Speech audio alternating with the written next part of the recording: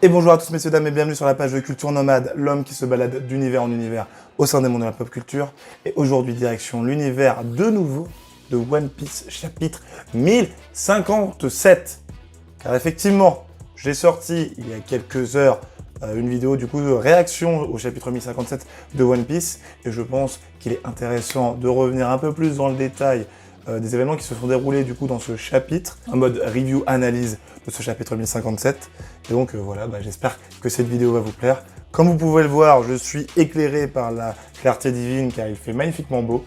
Et donc là, vous me voyez de manière totalement illuminée, comme je le suis habituellement dans chacune de mes vidéos, c'est-à-dire illuminé, pour ceux qui n'avaient pas compris le jeu de mots. Trêve de petites blagues, il est temps de s'attaquer du coup à la review/analyse, car comme vous le savez, ce chapitre 1057 de One Piece clôture l'arc Wano qui avait duré du coup extrêmement longtemps. Permettez-moi de regarder un petit peu mes notes. Car effectivement, j'ai Joe dans l'oreillette qui me dit que l'arc Wano a duré très exactement 149 chapitres. Donc du chapitre 909 au chapitre 1057 aujourd'hui. Et donc le chapitre 909, qui représente le premier chapitre de l'arc Wano, est sorti très exactement le 2 juillet 2018. Donc là, on est vraiment à plus de 4 ans d'écriture sur cet arc Wano. Et on peut même aller plus loin. Parce qu'au final, toute cette, tout ce récit d'écriture autour de Wano a commencé bien avant, dès l'arrivée de Luffy et ses amis sur l'île de Punk Hazard, où on a pu faire la rencontre de Momonosuke et de Kinemon pour la première fois. Et là, du coup, le premier chapitre, il commençait, de Punk Hazard commençait au chapitre 654. Et du coup, si on fait le calcul, on est à peu près 403 chapitres d'écriture, avec du coup le premier chapitre 654 qui était sorti donc le 30 janvier 2012. Donc plus de 10 ans, même 10 ans et demi, vu qu'on est en août actuellement. Et voilà, déjà rien que ça, rien que le fait de le dire, je trouve que ça donne un sacré coup de vieux aux gens qui ont suivi toutes ces aventures. Moi à l'époque j'étais au lycée, donc du coup là voilà, je ne suis plus du tout le même âme. Bien entendu, je ne suis plus au lycée. Heureusement, je ne l'ai pas redoublé 15 000 fois. Merci Seigneur. Mais voilà, du coup, j'ai grandi un petit peu aussi avec l'arc de Wano, avec cette grande écriture que nous a fait Oda lors de ses 10 ans. Et je lui rends encore une fois honneur dans cette vidéo. Parce que si on regarde un peu plus dans le détail, Wano et notamment Punk Hazard, ça a commencé, il me semble, au tome 66. Vers la fin du tome 66, ils arrivaient enfin dans le Nouveau Monde, l'équipage de Luffy. Et du coup, ça représente presque la moitié du manga, quoi. Là, on est à plus de une cinquantaine de tomes, donc à partir de Punk Hazard. Et voilà, donc ça représentait une grosse part de l'histoire de One Piece et de sa prépublication. Donc clairement, chapeau bas Oda, tu nous as bien fait rêver avec ces aventures autour de Wano. Trêve de blabla, il est temps donc de rentrer un peu plus dans le détail de ce chapitre 1057, donc titré Rideau de fin, bien entendu. Pour bien nous dire que cette épopée de Wano se termine. Donc ce qui était sympa à relever, c'est que tout au long de ce chapitre 1057, on nous compte en fait l'histoire des fourreaux rouges, du coup par le biais d'une représentation qui est faite en direct face à des gens du coup qui vivaient à Wano. On leur conte l'histoire des fourreaux rouges qui vient du coup de se terminer, tout simplement parce qu'ils ont du coup sauvé Wano en ayant redoré le blason d'Oden Kozuki, en ayant ramené des hors-la-loi, donc les pirates que sont Eustache Kid, Law et bien entendu Luffy au chapeau de paille. Donc voilà, on parle déjà de cette aventure-là qui vient tout juste de se clore, comme d'une légende, d'une épopée, d'un conte à raconter. C'est l'histoire, voilà. L'histoire a été écrite par le biais de ces différents héros, de ces différents protagonistes. Merci au Fourreau Rouge d'avoir agi.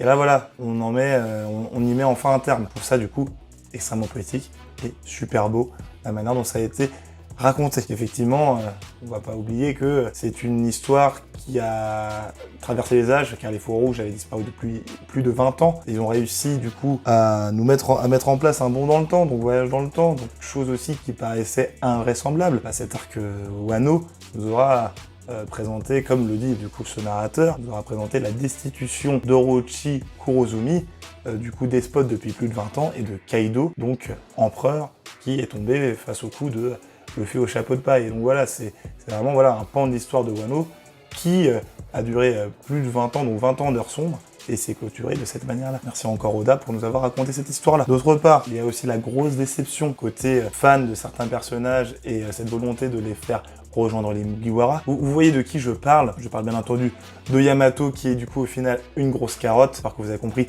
ce petit jeu de mots bien entendu, parce qu'on va revenir sur les deux personnages donc qui sont Yamato fille de Kaido, et Carrot, Minx, qui avait rejoint pendant un temps, enfin qui avait voyagé pendant un temps sur le bateau de Luffy au chapeau de paille. Et voilà, donc c'est les deux grosses déceptions parce que ces deux personnages-là avaient une bonne batterie de fans. Je pense notamment du coup à Yamato qui nous avait montré sa volonté de rejoindre l'équipage depuis du coup près de 2 ans parce que elle est apparue la première fois, bon je regarde encore mes notes parce que j'ai oublié, mais après elle est apparue la première fois au chapitre 971. Ce chapitre 971 est sorti le 17 février 2020. On est carrément sur 2 ans 2 ans et demi presque, encore une fois, de volonté de Yamato de rejoindre l'équipage de Luffy pour qu'au final, ce soit un pétard mouillé, car effectivement, elle a dit qu'elle ne voulait pas rejoindre l'équipage et qu'elle voulait suivre les traces d'Oden. Donc moi, au début, ce que j'avais dit dans la réaction, c'est que je trouvais ça assez bizarre, étant donné qu'elle avait évoqué sa volonté de s'émanciper, a priori, de l'impact de Tenkosuke en déjà se prénommant Yamato dans un chapitre précédent. Et là, elle dit qu'elle va suivre exactement les mêmes pas que lui, parce que elle a beaucoup de choses à apprendre, encore à découvrir, etc. Elle veut avant tout, visiter Wano comme l'a fait Oden, et ainsi, s'enrichir de nouvelles connaissances. C'est pour ça qu'elle reste tout simplement sur Wano. Mais, a priori, elle a aussi cette volonté de se chercher elle-même, car elle sait pas vraiment en fait ce qu'elle veut, à part qu'elle est fan de Oden Kozuki, et du coup, c'est ce qu'elle va faire, c'est ce qu'elle compte faire au cours de ses petites aventures sur l'île de Wano. Mais bon, on se doute très bien que c'est le personnage-là, comme je le disais dans la vidéo réaction, qu'elle va avoir une autre importance et qu'elle va se battre à un moment, je pense, aux côtés des Mugiwara, peut-être dans son équipage, car Luffy a très clairement dit en fin de chapitre que Yamato, Kinemon et Momo, s'ils voulaient tout simplement rejoindre l'équipage de Luffy, et ben ils pouvaient bien sûr le faire, leur porte serait grande ouverte. Mais bon, à suivre bien entendu, car ce n'est pas près d'arriver. Et bien entendu, vous savez ce qui s'est passé avec Carrot ou la Minx, qui avait suivi Luffy et ses camarades sur Whole Cake Island. Eh bien, elle va normalement diriger, Zo, à la place de Nekomamushi et de Inuarashi, qui vont donc habiter sur Wano Kuni pour aider le shogun, qui est Momonosuke Kozuki, à diriger ce pays d'une main de maître. Les fans de Carrot Mugiwara et les fans de Yamato Mugiwara sont bien entendu en PLS. Troisième point très important de ce chapitre, c'est cette rétrospective de la relation fraternelle qu'il y a entre Momonosuke et Luffy. Bien entendu, Oda est revenu sur ses 10 ans d'écriture avec la première rencontre entre Luffy et Momo. Il a aussi présenté la première confrontation directe entre Momonosuke et Kaido. Et donc on est revenu sur ces 10 ans d'écriture au travers de divers flashbacks. Très intéressant parce que cette relation fraternelle qu'il y a entre Luffy et Momo, et Luffy qui considère donc Momonosuke comme son petit frère, fait donc bien entendu référence à la relation entre Barbe Blanche et Oden Kozuki, comme je le disais du coup dans la réaction. Et c'est plutôt un parallèle d'écriture assez intéressant parce que effectivement ils ne pouvaient que se considérer comme frères après tout ce qu'ils ont vécu. Luffy, il a réussi donc à faire évoluer psychologiquement en un certain laps de temps Momonosuke, qui a pris confiance en lui, qui a réussi à se dépasser tout au long du coup de ses aventures sur le bateau de Chapeau de Paille et a du coup notamment réussi à sauver Wano Kuni, et plus précisément la capitale des fleurs, en empêchant Onigashima de tomber sur la capitale. Et donc clairement, il a l'impression, comme on a pu le voir dans le chapitre, qu'il ne va pas pouvoir se débrouiller tout seul sans du coup l'équipage de Luffy qu'il a aidé à grandir.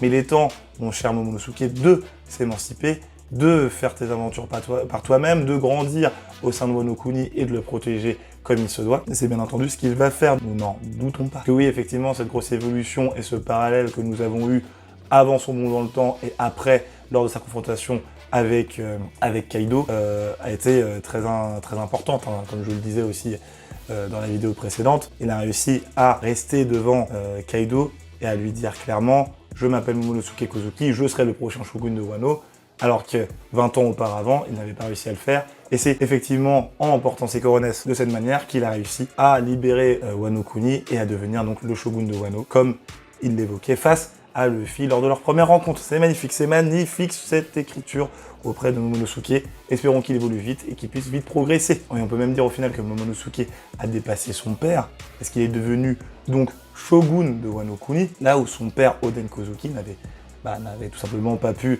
être shogun, dû à, du coup, bien entendu, à Orochi Kurozomi. On n'oublie pas ces petites manigances tout au long du manga. Donc voilà, il l'a dépassé en termes de statut. Maintenant, il va falloir qu'il le dépasse en termes de carrure, puissance aussi, et d'impact sur Wano Kuni. À suivre Momo, on te fait confiance, mais il va falloir quand même se dépêcher, car la bataille finale arrive. On va toujours rester, du coup, sur la famille Kozuki, Et notamment, on va se diriger rapidement sur le personnage qui est Iori Kuzuki, qui clôturait le conte raconté donc sur la légende des fourreaux rouges et la manière dont ils ont redoré le blason d'Oden Kozuki.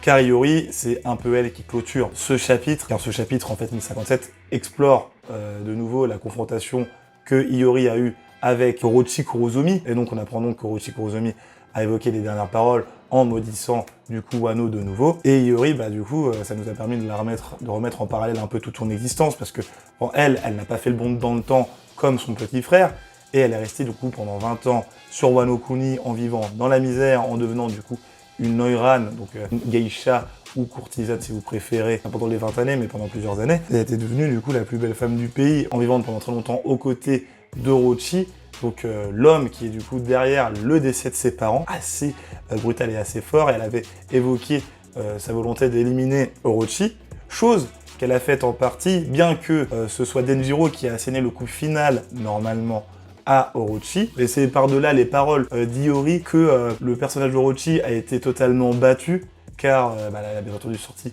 la punchline du siècle, vous la connaissez. Kurozumi signifie charbon, ils sont nés pour brûler. Voilà, bon. En ayant dit ça, je pense qu'Iori a clairement abattu le kaké à Orochi, que les Kurozomi n'arriveront plus. Et je pense donc que la malédiction des Kurozomi va s'estomper, car tout simplement, Kuzuki seront toujours là pour protéger leur pays. Et voilà, mais rien qu'avec cette punchline-là, la bataille psychologique a été totalement remportée par Iori. Et du coup, les Kuzuki, et là, clairement, elle a réussi à, selon moi, réaliser son objectif, tuer Orochi Kurozomi, de le tuer d'une manière donc verbale, qui a pu, du coup, mettre la cerise sur le gâteau de cette magnifique victoire par des fourreaux rouges, des pirates et des minx. Enfin bref, vous connaissez la suite. Et pour finir sur cette petite analyse, je tiens quand même à relever aussi des petits moments assez comiques qui font toujours plaisir. Donc, le fait que Luffy, Law et Kid continuent leur concours de celui qui a la plus grosse, toujours aussi sympathique. Ça laisse aussi entrevoir quand même que on peut se dire que leur prochaine rencontre, bien entendu, ils vont s'affronter pour le titre de roi des pirates. Ou après, bon, on n'est jamais sûr de rien, ils peuvent très bien faire une alliance pour affronter X ou Y personnes comme la marine ou les troupes de Barbe Noire, que sais-je, ou les troupes de Shanks. Enfin bon bref, on verra bien ce que l'avenir nous réserve. Après, bon, comparses peuvent bien entendu mourir sous les coups d'autres empereurs. On ne sait pas vraiment ce que cela va donner. En tout cas, ça fait toujours plaisir de les voir faire ce genre de concours juste pour prouver qui est le meilleur. Moi, j'ai vraiment beaucoup apprécié ce côté-là. Et puis, bien entendu, quand on pense à Luffy et à ce que cet arc Wano lui a apporté, et on peut se dire que maintenant, il a un nouveau territoire sous sa protection qui n'est autre que celui de Wano. Donc, on voit un peu l'évolution, c'est assez fort parce que avant d'avoir Wano sous sa protection, il avait l'île des Hommes Poissons qui était avant toute chose sous la protection de Barbe Blanche. Puis, il est passé sous la protection de Big Mom suite à la mort de Barbe Blanche. Et maintenant, du coup, c'est Luffy qui protège l'île des Hommes Poissons, comme je vous l'ai dit.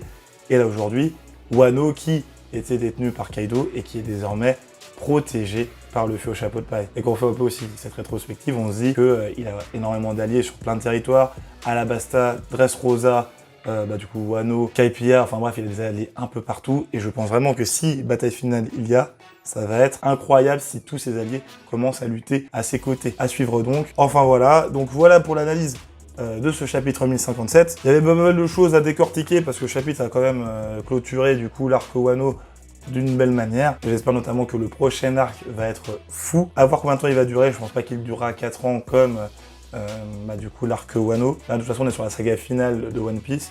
Mais en termes d'arc, je ne sais pas combien il y en aura. J'espère que cet arc-là va être intéressant et va apporter beaucoup de choses nouvelles à Luffy. Luffy et son équipage, bien entendu. J'espère que cette critique et ce retour sur ce chapitre vous aura plu. N'hésitez pas à laisser un commentaire sous la vidéo, à liker, à partager et à vous abonner. Cela permettrait de donner de la visibilité à la chaîne. N'oubliez pas non plus de vous suivre sur Twitter, TikTok et Instagram. Voilà, j'essaie de poster un petit peu de contenu régulièrement. Voilà, donc n'hésitez pas. Et même si je fais des pauses par moment, au moins vous tomberez sur quelque chose d'intéressant à l'instant T, j'en suis sûr. Il ne me reste plus qu'à vous dire bonne journée, bonne soirée, bonne matinée, dans l'ordre que vous voulez. Et je vous dis à la prochaine dans de nouveaux univers. Salut!